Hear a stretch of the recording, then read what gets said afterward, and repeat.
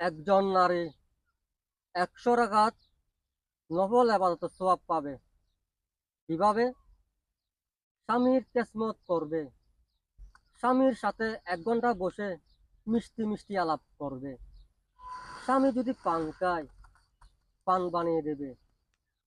একজন একজনের চেহারার দিকে তাকিয়ে থাকবে। আমার নবী বলেছেন, যারা স্বামীকে শ্রদ্ধা এবং সম্মান করবে, তাদের অনেক বড় বড় কবিরা গুনাহগুলো মাফ হয়ে যাবে। স্বামীর সাথে বসে একজন একজনের চেহারা দেখে দেখে মিষ্টি মিষ্টি আলাপ করো।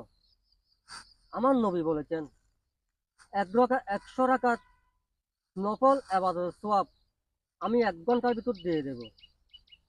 তাই প্রিয় বোন, প্রিয় বাবিরা এবং মা, বান্ধবীরা, তোমরা শুনে রাখো, তোমাদের ওই রত্ন চেয়ে দামি যে স্বামী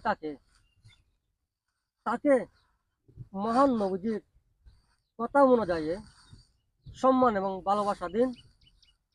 আর আখিরাতে দুনিয়া ত্যাগের পরে, মৃত্যুর পরে নবীর সাথে জান্নাতে যাবেন।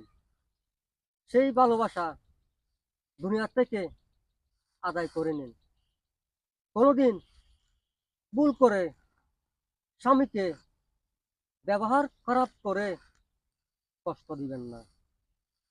যদি কষ্ট দেন, কোনো স্বামী যদি বলে, আমি তোমার ব্যবহারে খুবই কষ্ট পেয়েছি, ও বোন, তুমি তো সব হারিয়ে ফেলেছো, এই ভুলটা করবেন না।